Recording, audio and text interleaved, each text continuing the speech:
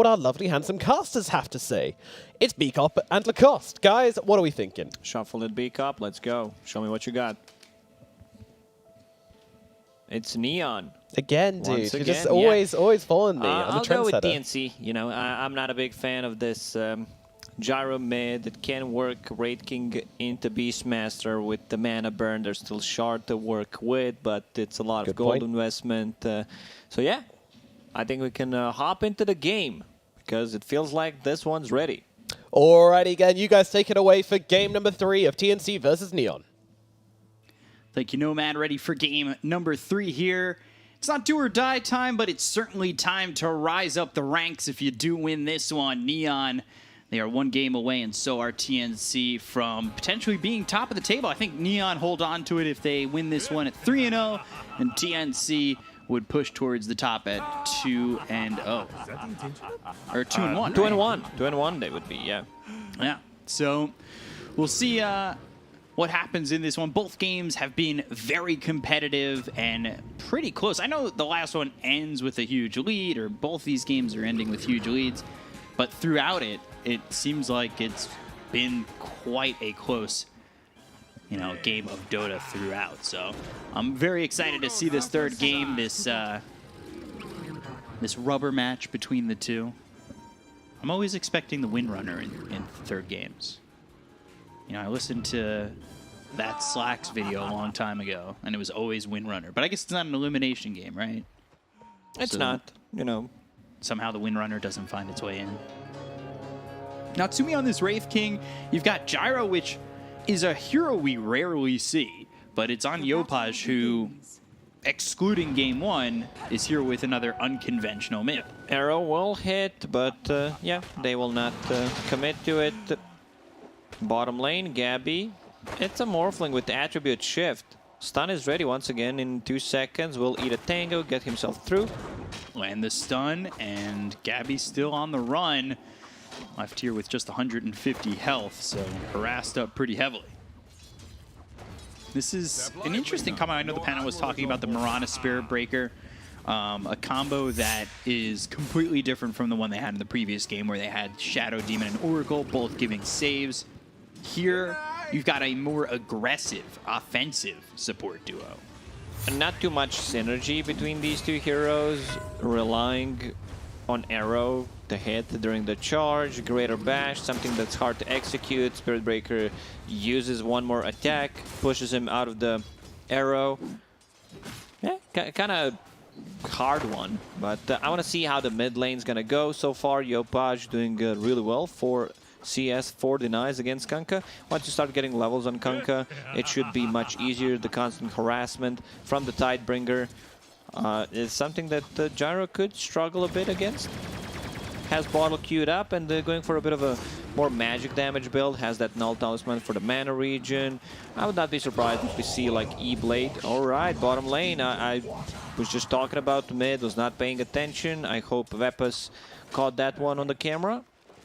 Something that should definitely not happen. Like your Morphling getting a kill with just attribute shift, not having any abilities. Should never happen. Or, well, I guess Febby God was just bashing them. Yeah. I think the thing is, for me at least, I know you're talking about that mid matchup, but that's what interests me the most too. Like, I don't want to say it's equivalent, but it is certainly as exciting as when you see like Ori Somnus. 2 very proficient mids just going at it, and that's what we've seen out of both these games between Yopaj and Armel. Like, it's been very back and forth. For sure. And we can see some disconnect between Armel and Febby here. Armel uses Torrent before Spirit Breaker arrives. This one will hit. So a lot of harassment. Yeah, another charge. Yeah, Can't another stop charge it. on Yopaj going under the tower. Rocket Barrage onto Febby, taking a lot of damage, but over bottom, Dabil dies again, and that's with Gabby by himself. He might get another one. One more hit. hit. Second kill. Ooh, Fairy Fire. I can't believe it. They were trying to play aggressive on Morphling, how's too. that possible? You have Boots of Speed. How do you die to Morphling who's alone? They tried to play aggressive on him. They pushed up, wanted to get a kill on a Gabby, and all of a sudden he's able to turn it around where I mean, I would say that shouldn't happen, especially without Febby in the lane. Oh, if you asked me before, I would say that it's impossible 100%, but somehow they managed to find a way. This is why Dota is such a beautiful game, you know? Anything can happen. Now Morphling is level 4.5, almost has enough money to buy a Morbid Mask. Like, this bottom lane is just done. Top lane, KP taking a lot of damage from Natsumi, and this bottom lane is going to be a problem. And now what do you do with that? As Natsumi's getting pressured pretty hard by the Boars as well as the Mirana, he might just drop. Slowed up, one more shot. There's the kill for double TNC. kill. Fairy Fire is available, so they need to be careful about that one. One more.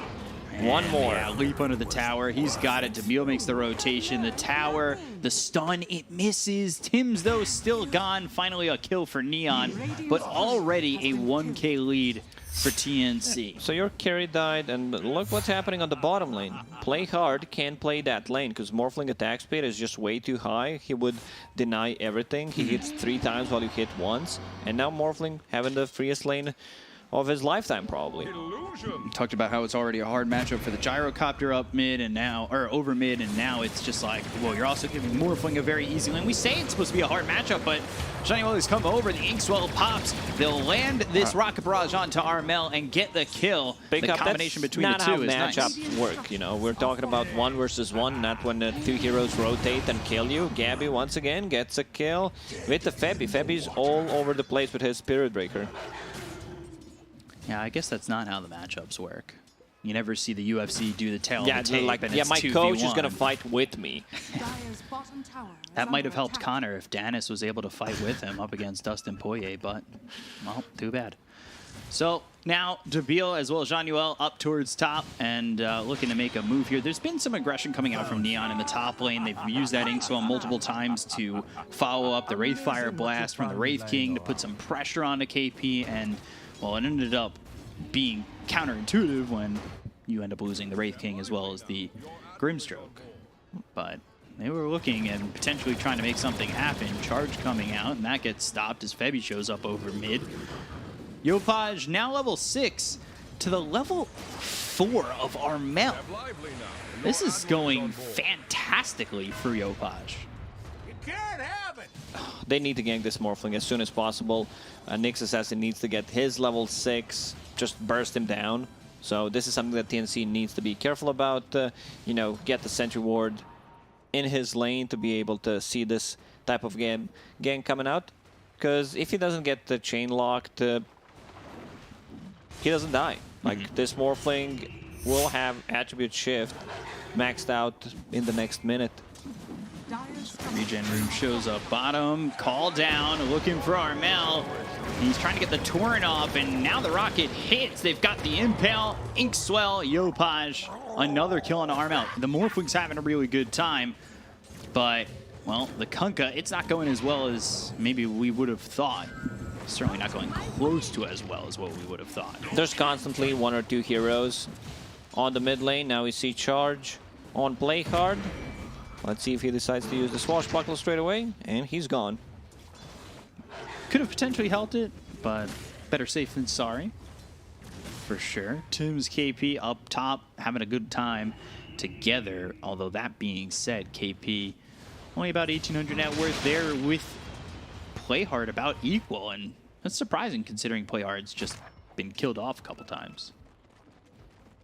You got a couple of kills up towards top. Man, Gabby is just going ham on this Pangolier. No mercy. Charge coming through bottom. Homing Missile chasing. Not as fast. The best Homing Missile cosmetic in the game, in my opinion. Jean-Noel and Tims will spot each other inside the water, inside the river. Arrow hits. Tims just putting some damage onto the Grimstroke. I don't think he should get this kill, but now the charge is coming out. They'll turn this around, and he's got to leap to the low ground. Phantom's Embrace just doesn't Easy catch money. him. Plus 10 for Tims, killing that Phantom. Torrent on the mid lane. Will hit him. Both is available. They've got the X, call down use, go ship in. Gabby's made the rotation. This is not going to be in time from the Dire side. Yopaj He's killed as 3 heroes make their way over towards mid. They actually have Spirit Breaker's Courier following the Nyx Assassin to keep vision on him. Double damage showing bottom, and Playhard will be the one who picks that up. Gabby not just dominating the bottom lane, he also TPs with the Morphling to just a secure kill on a Gyrocopter. Wraith King, casual gloves, going straight into Radiance. Might decide to switch things up, you know, if he feels like he can get away with the Hand of Midas. Yeah. Now, Gabby came mid. And when we talked about it in the previous game, when Natsumi came over with the Medusa, we felt it was a crutch to his game. Because nothing happened after that. Yeah.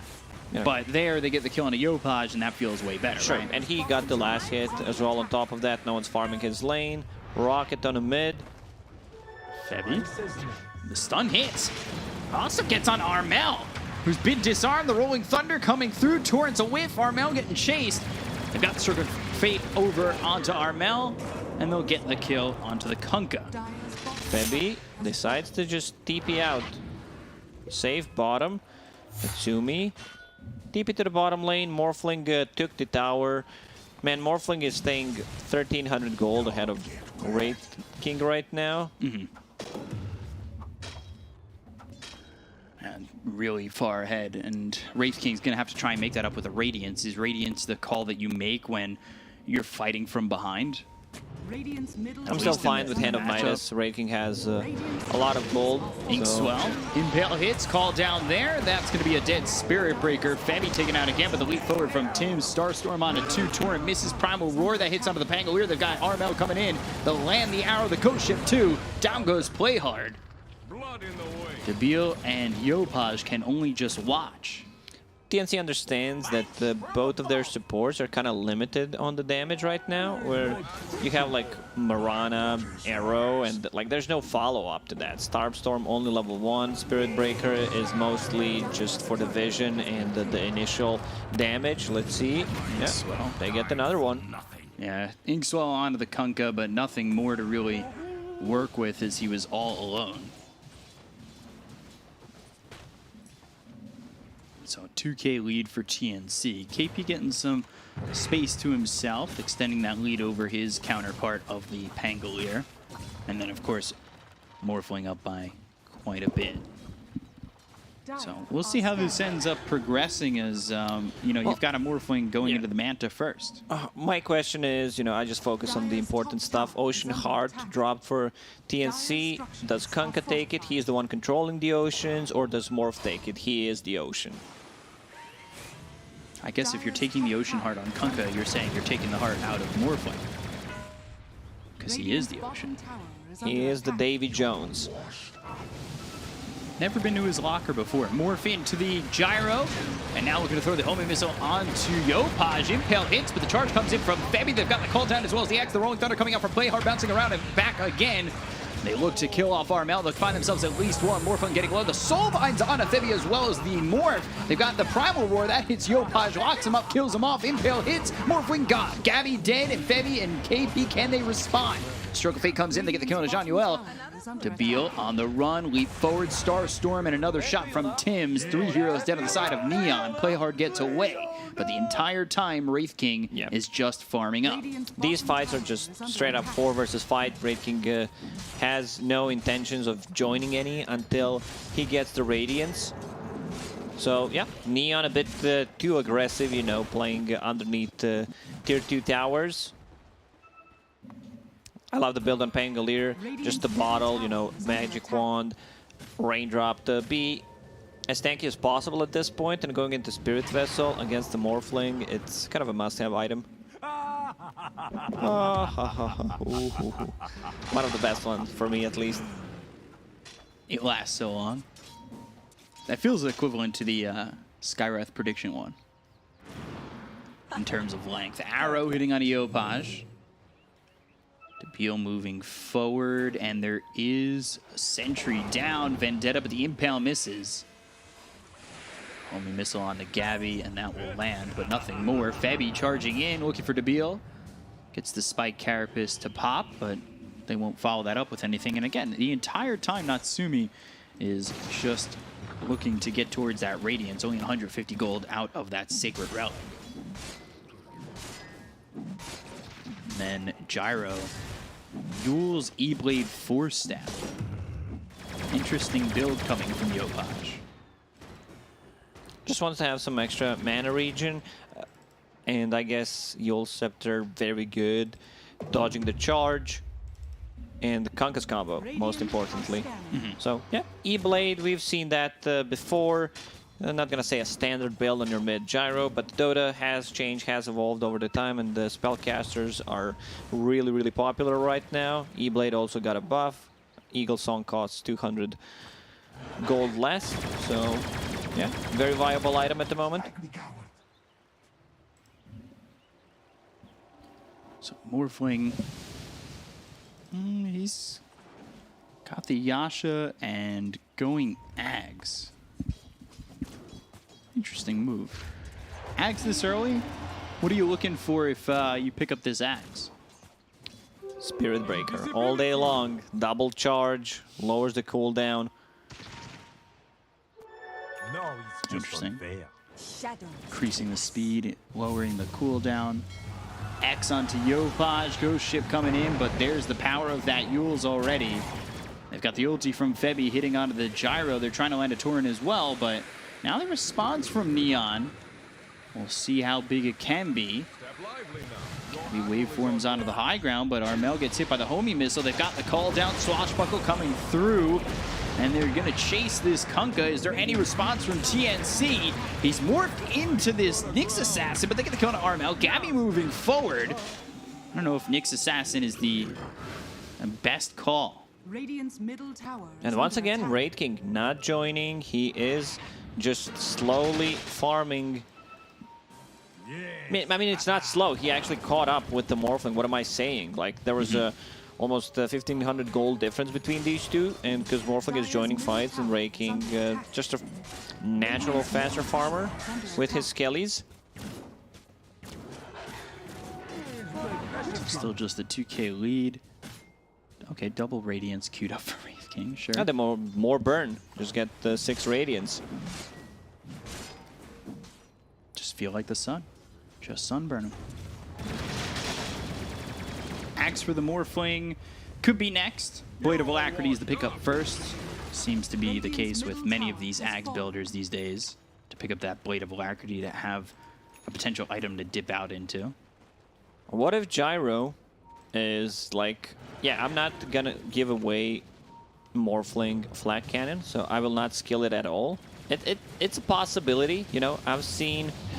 I'll hold that thought for a bit charge later. coming through. Yopaj hit up into the air with the Torrent. They've got themselves the Soulbind. That's going to leash up this Beastmaster over onto the Spirit Breaker. They get the kill into Yopaj. Deville comes over. They've also used that Rolling Thunder to pick up the double damage on a Play Hard. And now the Impale hits, but they've waveformed forward. They get the kill onto the Nyx Assassin. The look over is not Natsumi finally joins the fight. They've got themselves the call down. That's going to land on the 2. KP on the run. Febby is 2. They get the kill onto KP, and now they look for more as the Ink Swell pops. But that stuns up Yopaj. They look over and find the kill onto Gabby. 3 heroes dead as Febby follows suit into the grave. And finally, we can see the power of Raid King. He joins with the first Radiance buyback, actually 2 buybacks committed from Scam and Yopaj. They landed the dust. Tim's in trouble. Wraith Fire Blast again, blowing up Tim's. They got so much out of this fight, even though they committed 2 buybacks, 1 on core. So yeah, Gyro actually gets a Flat Cannon, but if you are not actually like dealing the damage, because I was trying to say, you know, when Earthshaker Morph was very popular, I've seen Earthshakers not getting, enemy Earthshakers that were playing against Morphling, not getting more than 1 point in the Enchant Totem. Because, like, you don't need that extra damage, you just want it to have it for stun, and you do not want to give it away. So we'll see if he holds the points, as he will be level 12, so he's putting the second point into call down regardless, but it'll come down to what we see at level 13. Blink Dagger being built here for the Wraith King of Natsumi, who's sitting top of the net worth. And he is overtaken the net worth lead over Gabby, who has died a couple of times. Maybe a little bit overconfident in his positioning, but for the moment, still close. And Yopaj kind of recovering to the point where he's close to the Kunkka as well. So he's got that Yules, and like we said, he's going for the E-Blade. Stacking for himself, too. So gets that stack. Look over, Debil as well as Jean-Noel. Coming in as, what does this Grimstroke have? He's got Tranquils. Okay. And that's about it. Not building into anything just yet. Only level 9. See what he's able just to being accomplish. modest, you know. I have 60 gold and I not want to queue up Aghanim Scepter and Hex. Also gets the Fairies Trinket. Good one to have if you're on this Grimstroke. One of the better tier 1 items for sure. Smoke, Nyx Assassin does not have Vendetta Yeti. Yeti, okay, ready, but yeah. It's an easy jump onto Morphling, something Morphling doesn't like to play into, is also Mana Bird. There it goes. Yeah, they've got the blink as well as the stun, and no way for Gabby to survive on that one. The Torrent hits. They've got the silence on the Febby arrow coming in. That's hitting onto the Nyx Assassin. Nicely done. But Tim's still in trouble. Swashbuckle forcing the leap away. This is really cool from Natsumi. Obviously pretty simple, turning off the Radiance, not showing that blink in lane, and then they smoke over, have the blink for the Wraith Fire Blast to stun up the Morphling. So, I like the move from Neon. Radiant's top tower is Game under sitting attack. even, just about 20 minutes in. Nyx Assassin scouting them out. He knows he's going to get possibly a double stun. And just one onto the Kunkka. Wraith Fire Blast to follow it up. The right clicks come through onto Armel, who goes ship to try and survive. Torrent lands, gets some distance. Doesn't have a TP to work with. But Moonlight Shadow is there, and they don't get this kill. It's time to go. They showed 2 heroes on the bottom. Febby. Mid, Primal Roar used. Yopaj in trouble. Starstorm Waveform gets the kill. Down goes the Gyrocopter. And now they'll look for Jean-Noel. So he'll Inkswell. That'll pop on a Febby. Swashbuckle deters the side of TNC. And they brought over Natsumi. Armel. Torrent not going to do anything. And he loses his life. And One True King has claimed his head. Yeah, and he really is One True King right now. Picked up that shard, just needs it to be delivered, so doesn't care about the mana burn coming out from the Necrobook units. KP Necro 3 going Blink Dagger. Yopaj has that Ghost Scepter. We'll see if it can keep him alive. Radiant's But it'll be a middle long tower is road to under the Eagle attack. Song.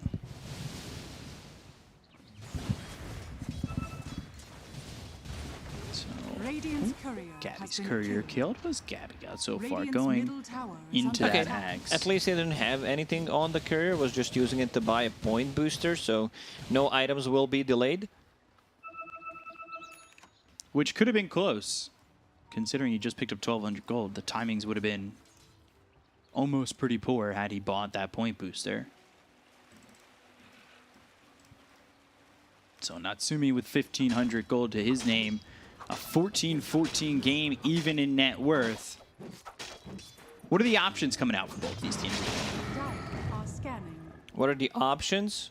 Radiant's Now, what are top you looking to tower do is with your under next, attack. say, 5 minutes Radiant if you're both structures sides? are Morphling just finishes Aghanim Scepter. I'd still prefer if that's like a BKB. They have no abilities that go through magic immunity. And yeah, I like Aghanim Scepter turning into Spirit Breaker is okay-ish. Cast range is okay. Still, Radiant's like top I tower is still falling. feel you want to be Gyro in these team fights. You know, just having that flag cannon instead. But yeah, Radiant's top even tower though is under attack. game is pretty even in terms of net worth.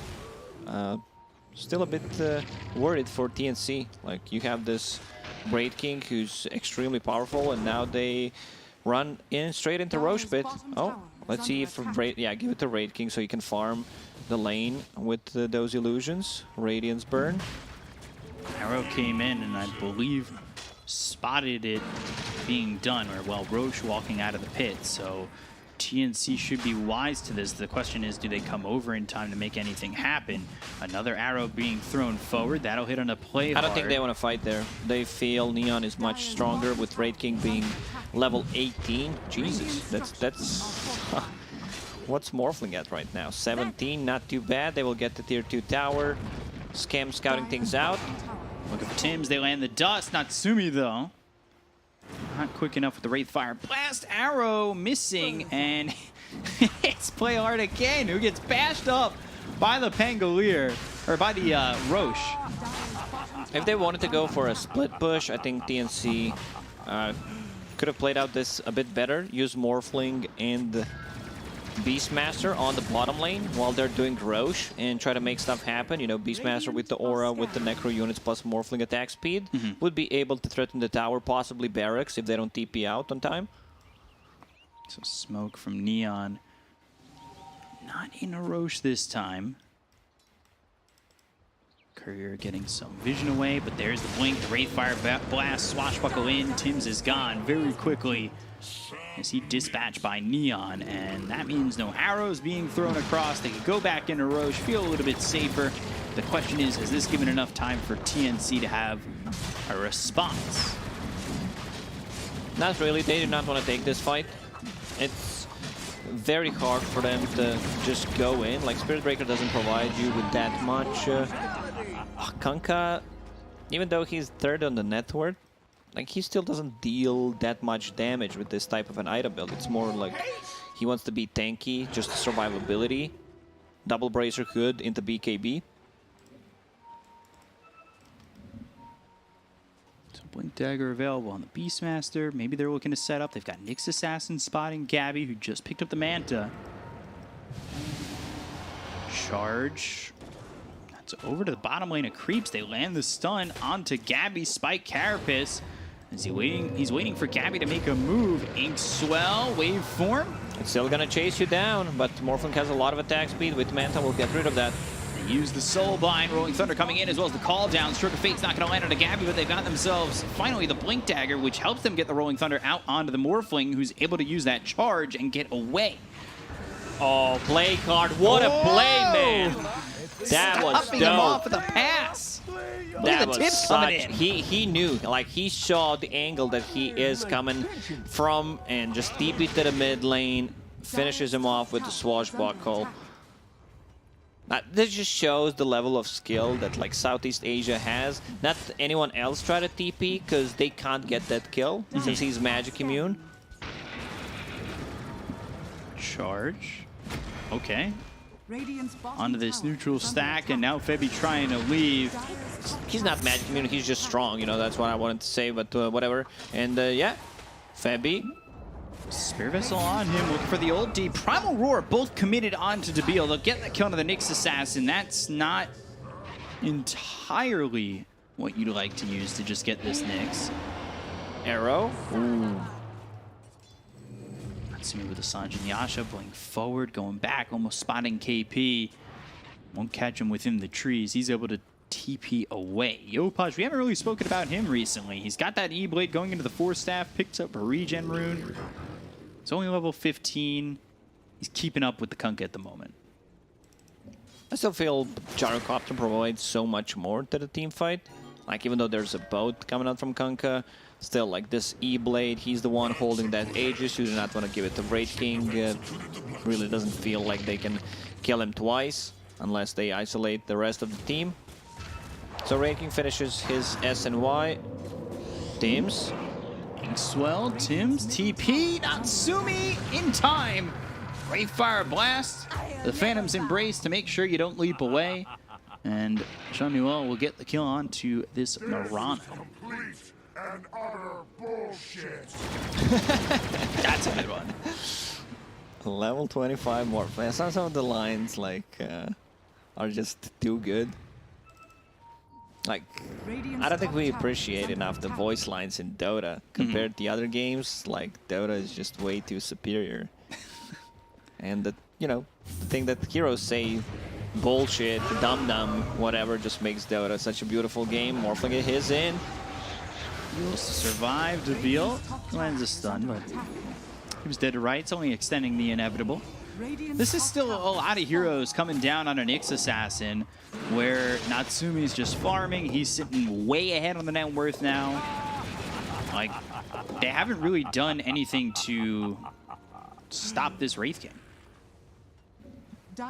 You can't really stop him now. The mana burn doesn't work against him. Aghanim Shard already consumed. Cloak of Flames also picked up. Like, this item feels really, really strong. Some magic resist, armor, 45 damage per second, like on top of Radiance. So that's a lot of overtime damage. Rating for now just decides to keep Orb of Destruction, which, you know, is a much better choice for him, of course. But yeah, Pango holding on to Cloak of Flames at the moment. Charges. Oh, looked like they were both going to commit. And that is a scary sound, the double roar from a Spirit Breaker, but they find the cold, or not the cold embrace, Jesus, that is the Phantom's embrace. It's not even that cold, it's a warm, cozy silence. Just right on top of the Morphling. No way for Gabby to get out. Scary sound when he morphs into Spirit Breaker, even more scarier sound when he dies.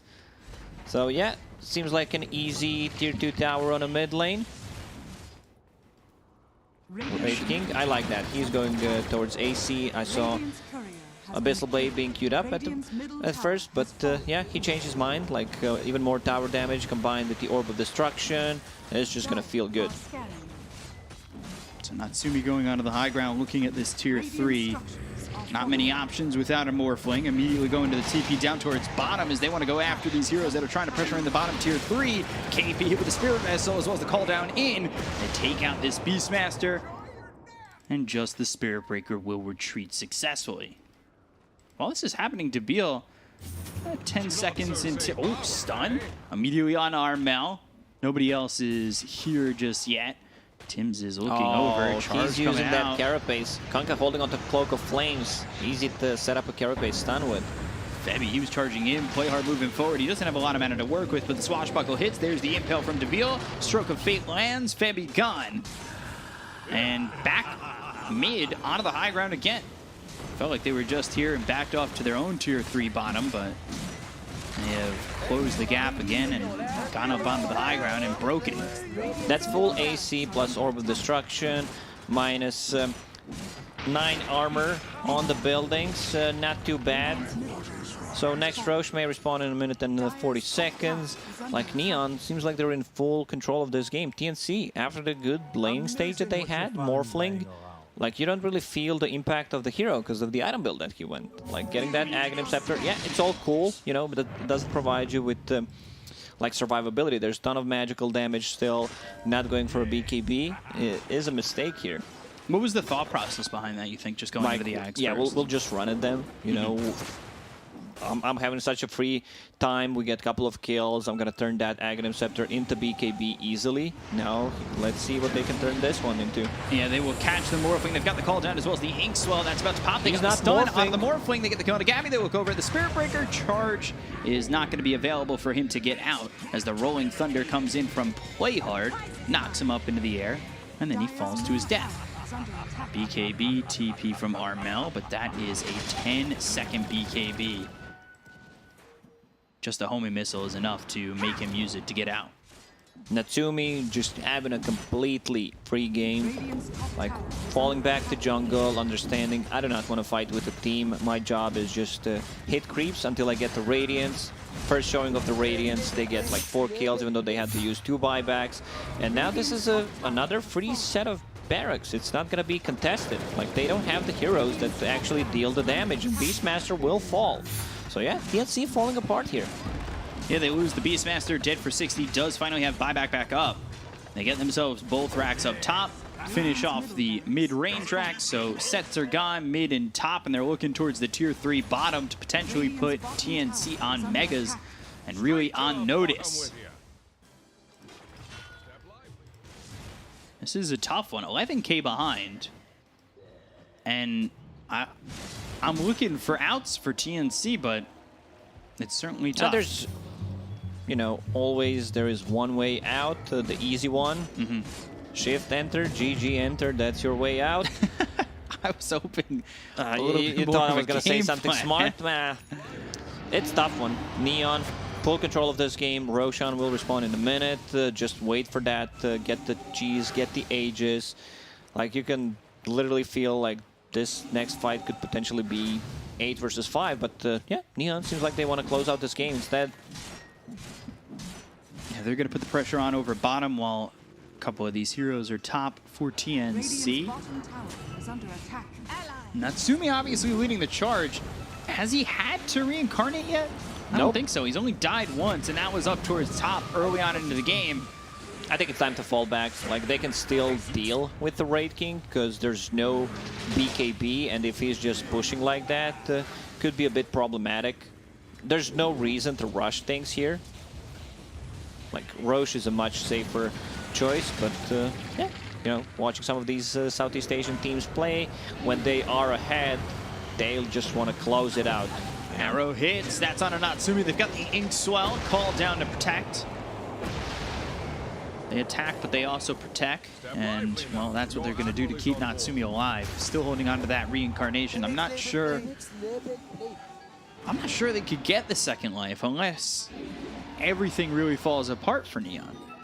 Dire are If you were to give him an Aegis, too, he had to kill him 3 times. I just don't think that's happening either. Yeah, so now they are inside a pit. Like, you give Aegis to your gyrocopter. scanning. Eon Disc already completed on gyro, so like the first jump is not gonna be there, not gonna be available. Nyx Assassin also building one. They just want to survive through the initial Charge? stun. Oh, Febby, Trying to he's make stuck. something happen, but he is stuck. The Lincolns is popped and the kill is there. Febby, he's gone, and the Aegis now into the hands of Natsumi. Like I said, killing him once, Okay. maybe. Killing him twice, probable. 3 times, impossible. Gyro feels secure because of that Eon Disc that he built. Does not feel like he needs the Aegis, and they can slow push with the Aegis on Raid King. I hear a BKB. KP. It's another BKB that was, BKB that was used pretty defensively. Radiant Just catching these heroes a little bit too far out in the lane, right? Radiant structures are fortified. Arrow comes in. Natsumi still trying to get the tier 3, the glyph. No longer available.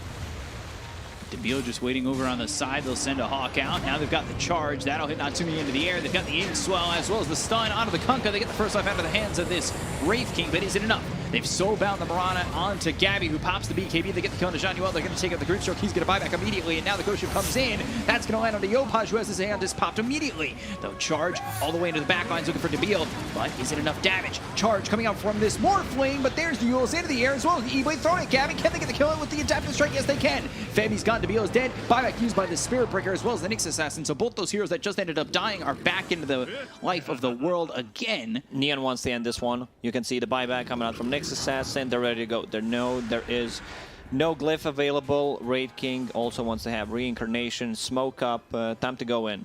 So reincarnation back up, smoke used, no tier 3 standing, just the racks are standing between Neon and Mega Creeps going the opposite direction. From their base to the side of TNC, there's the blink as well as the Wraith Fire Blast. They've got the Ian Disc popped on Mirana, Inkswell, but won't catch anybody. They also use that call down. So Natsumi, arrow not landing, only hits a siege creep. Natsumi's still going to stand forward. They really don't have any answers for this. They're barely able to kill him once, and he's got reincarnation back available once again. The charge comes out. Natsumi low once again, but still man fighting. Finally, he's dead, but Armel is gone. Nabil's dead for the second time. He's dead for 76 seconds without buyback. They're also taking the Grim Stroke who bought back earlier in this fight as well. But BKB's been popped around the horn. They've got the damage to take out Febby. He's gone for 72 seconds. Armel is bought back. The Ghost Ship is thrown, but now Natsumi's still leading the charge. They've got the homing missile thrown over onto the Kunkka as Mirana just makes it out with a little bit of health. Arrow hits, down goes Yopaj, buyback immediately. They're looking over at Natsumi. Can they get the kill while his reincarnation is down? They've got 15 seconds to do so. Gabby pops the Manta. Natsumi moving forward. These tier 4s are getting low. They'll lose still one. alive. They get the kill on the Tins. They'll throw the E-Blade over onto Gabby, and they will push him back. And this is going to be Megas. Melee racks are gone. Range racks too. Mega Creeps blink forward, and now looking with the Wraith Fire